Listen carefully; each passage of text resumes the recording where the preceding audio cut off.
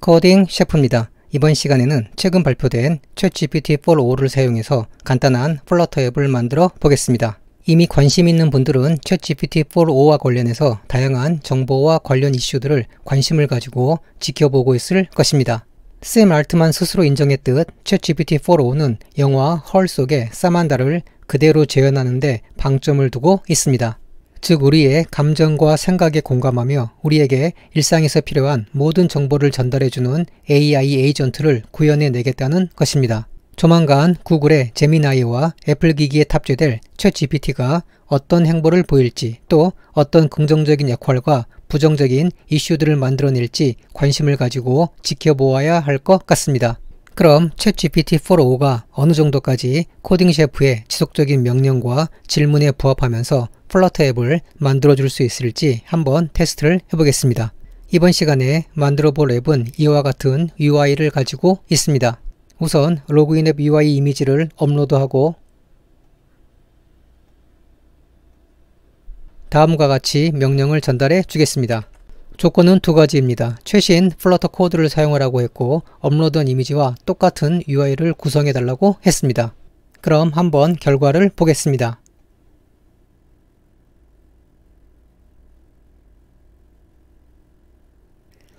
챗GPT가 일단 코드를 만들어 주었으니 이 코드를 가지고 에뮬레이터에서 실행시켜 보겠습니다.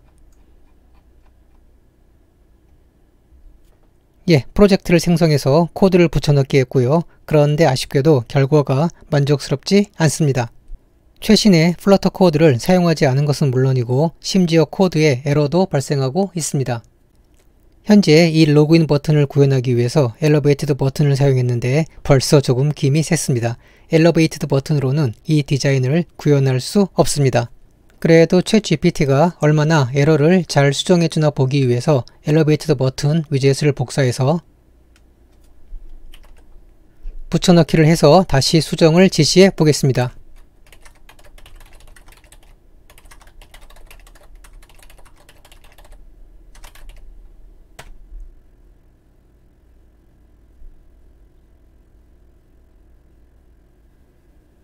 자, 이번에는 엘리베이티드 버튼 스타일 프롬 메서드에서 프라이머리 속성이 백그라운드 컬러 속성으로 변경되었다는 설명과 함께 다시 코드를 생성해 주었습니다. 그럼 코드를 복사해서 다시 붙여넣기를 해주겠습니다.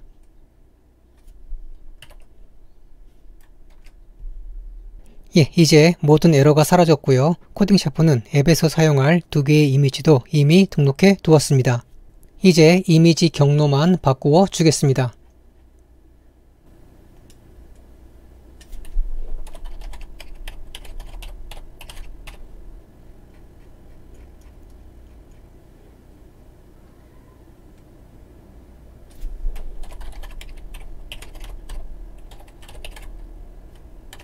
여기 스펠링이 틀렸네요.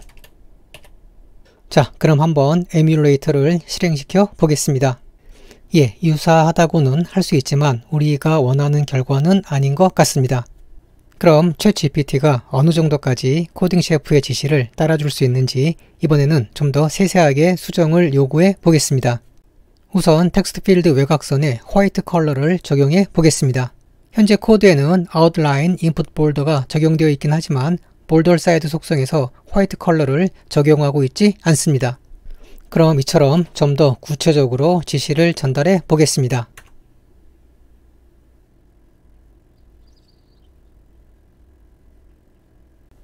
코드가 수정이 되었고요. 텍스트 필드로 가보면 볼더 사이드 속성에 화이트 컬러가 적용되어 있는 것을 볼 수 있습니다. 이제 두 개의 텍스트 필드에 볼더 사이드 속성을 적용해 주겠습니다. 그리고 저장을 해보면 텍스트 필드 외곽선에 화이트 컬러가 적용되고 있지 않습니다. 그 이유는 텍스트 필드에서 볼더 속성을 사용하는 것이 아니라 이네이블드 볼더 속성을 사용해야 하기 때문입니다. 그래서 두 개의 텍스트 필드에서 속성을 바꾸어 주고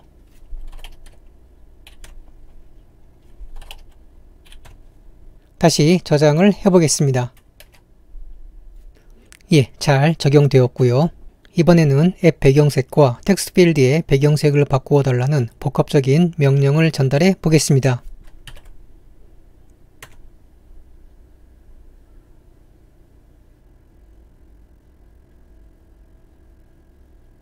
예, 코드가 완성되었고요. 다시 한번 결과를 보겠습니다.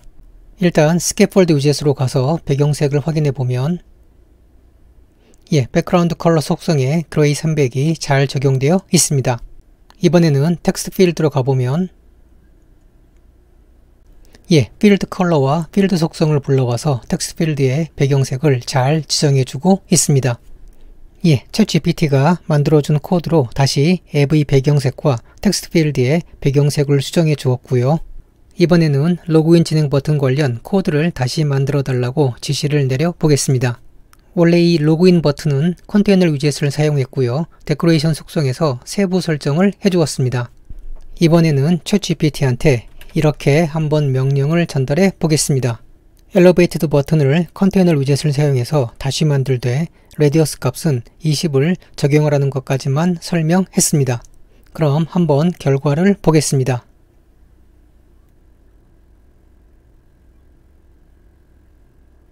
예, 코드가 완성되었으니 그럼 한번 로그인 버튼으로 가보겠습니다. 이제 코드를 복사하고 엘리베이티드 버튼 대신에 붙여넣기를 해주겠습니다. 예, 일단 버튼의 모양은 많이 유사해졌고요. 이번에는 버튼의 외곽선과 아이콘의 색상을 바꾸어 달라고 요구해 보겠습니다.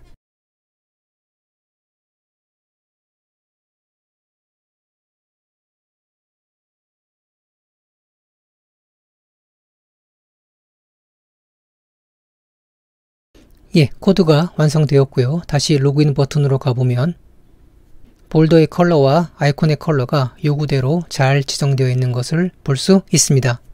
그럼 마지막으로 매우 세세하고 복합적인 명령을 챗GPT에게 전달해 보겠습니다. 현재 하단의 이미지는 컨테이너 위젯의 배경으로 사용되고 있고 로그인 버튼처럼 흰색 테두리를 가지고 있습니다. 그리고 위치도 텍스트의 오른쪽에 위치하고 있습니다. 이제 이를 구현하기 위한 세세한 명령들을 챗GPT에게 전달해 보겠습니다. 작업 지시는 이처럼 구어체 느낌이 나게 작성했습니다. 그럼 한번 결과를 보겠습니다.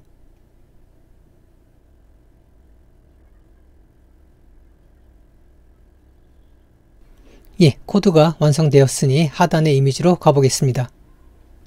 예, 기본적인 사항들은 잘 충족이 된 것 같고요. 그럼 코드를 복사해서 해당하는 곳에 붙여넣기를 해주겠습니다. 그리고 이미지 경로도 바꾸어 주겠습니다.